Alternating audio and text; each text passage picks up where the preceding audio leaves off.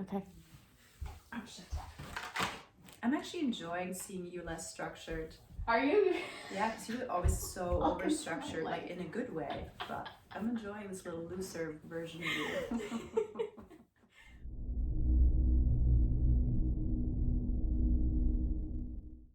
Hello. Today we are here with Bettina Rothe, Embodied Leadership Coach and 5 Rhythms Movement Facilitator. Bettina, welcome to Living Body Connection and thank you for being here. Thank you, Sasha. It's such a joy to be here with you. We're going to get started with some fun and rapid fire questions. So, Bettina, are you ready? Tell me, do you prefer moving in the morning or in the evening? Morning. Morning. Are you a tea person or a coffee person? More tea than coffee, sometimes coffee. Okay. How about cold plunge or hot sauna? Definitely hot. Always hot. Beach or mountains? Beach. Are you a texter or an audio messenger? I am both, depending on who's receiving it. Awesome. Okay, we're going to dive into our first question here. So, Bettina, why do you think it's important for us to connect to our bodies? Well, the body is our home, right? And when we're not at home, where are we? My teacher, Bettina Rothe, always said, we're in the chat room. You know, a lot of us hang out in our heads and have no connection to the body as a home base, but also to the intelligence of the body. Because the differentiation of the body, that is the outer body and the inner body, is so much what we're talking about in the somatics and the body wisdom, in honoring this as a resource. And so, you know, I always say, if you're not at home, where are you? It's a great question. It's a really good question. So what is your favorite way to connect to your body and why? So as you said, I was trained in the 5 Rhythms movement practice, which you could say is authentic ways of moving your body. You know, that looks like dance, but it's essentially, you know, me attuning to the impulses in my body and moving from the inside out.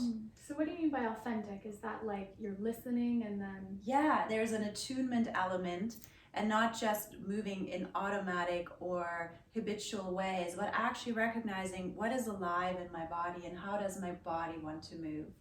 And with that, you're bringing in conscious breathing.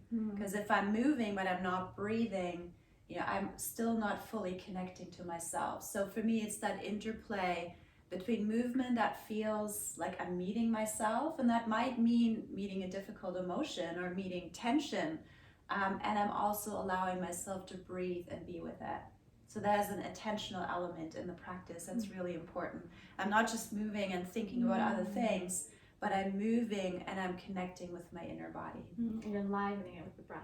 Yes. Love it. And the breath is also our vehicle of how we move energy, how we move chi through the body. So, you know, in the case of a tight shoulder, I can actually help release that shoulder. So the movement can also be healing. Beautiful. So what's the most effective activity, practice, or technique that you've found in your life to help you come into a state of mind-body connection? Yeah, you know, I have been with the 5 Rhythms practice for over 25 years. So it's like a living map that I'm in, but I'm also a big fan of yoga. You know, yoga is more of a daily practice for me. I practice also at a studio, and there's a discipline element that I really appreciate about yoga. And that, like, life happens on the mat. No matter how you feel, you show up on that mat.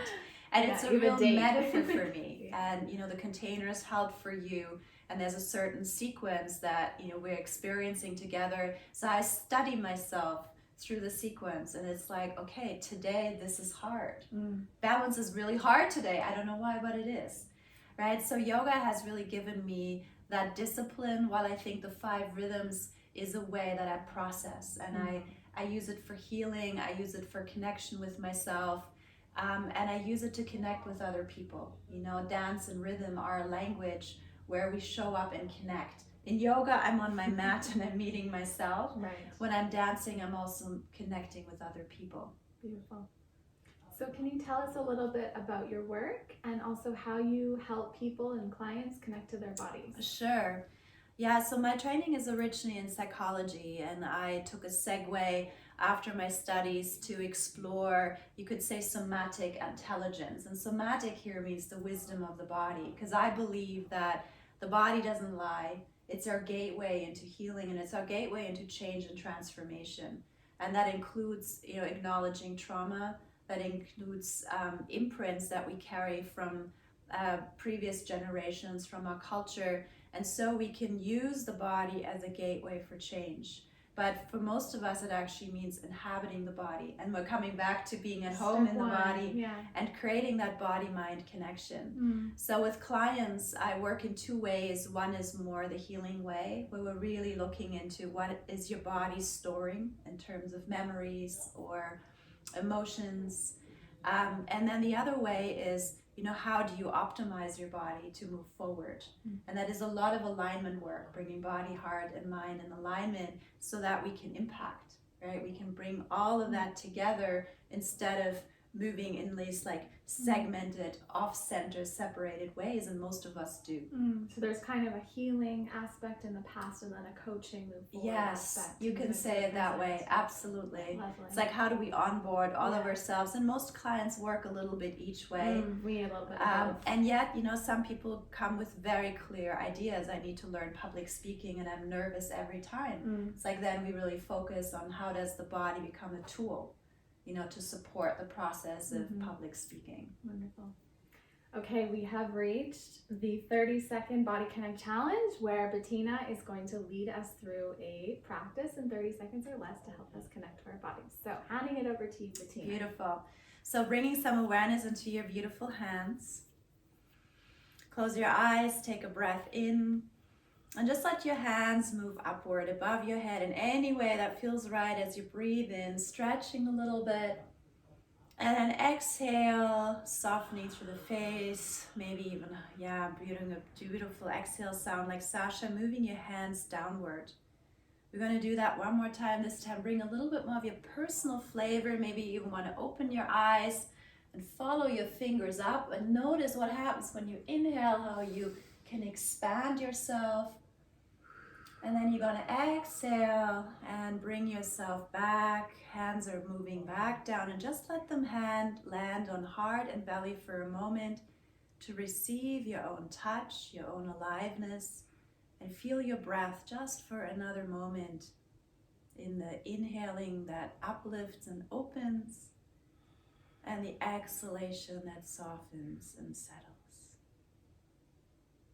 So you can do this practice anywhere, really. But I like it because it's you, there's no form, but there's a way that breath and movement come together here that just creates that little reset moment of connection with self. Just bringing breath, intention, and movement together can help bring so much inward contact. Yes. That's beautiful, thank you. So tell us, Bettina, if you were to leave our viewers with one key takeaway about how they can connect to their bodies in their everyday lives, what would it be? So what we just did was a movement practice, and that's always great. Like, move when you can, really, just 30 seconds. Anytime, That conscious connection. But most importantly, it's the willingness to draw attention back into the inner body. And I always say, take a pause and reconnect with yourself, because our attention goes outward most of the time and in multiple directions. So that willingness to pull attention back in and down, and to feel your feet, to feel the upward downward movement of the breath, and to create that discipline to stay connected to the inner body. That's the best tip I can give you. And pausing can be, sometimes just a millisecond, just like, where's my attention? Okay, I can bring myself back. Love it. And So sometimes it's great to have longer. Move and then take pause. Or pause and move. Yeah, love it. Well, thank you so much, Bettina. Could you tell us how people can find you, and if you have any exciting retreats or events coming up in the next month or so? So I'm based in Vancouver, British Columbia. I have a private practice here, as well as I offer classes, workshops, and retreats. I also work in the online space. You can find me under BettinaRothe.com. The E is at the end of Roth. And I have a few retreats coming up. One actually at Hollyhock on Cortes Island. Sasha and I share our passion for Hollyhock, and that's in June 8th through the 13th, and it's called Dance of Connection, where we're really focusing on connecting with self and connecting with others connecting with the land and connecting with spirit. Beautiful. Wonderful. Well, thank you so much, Bettina, for taking this time to chat with us. You're so welcome. And, My pleasure. Thank you everybody for watching, and we'll see you next time.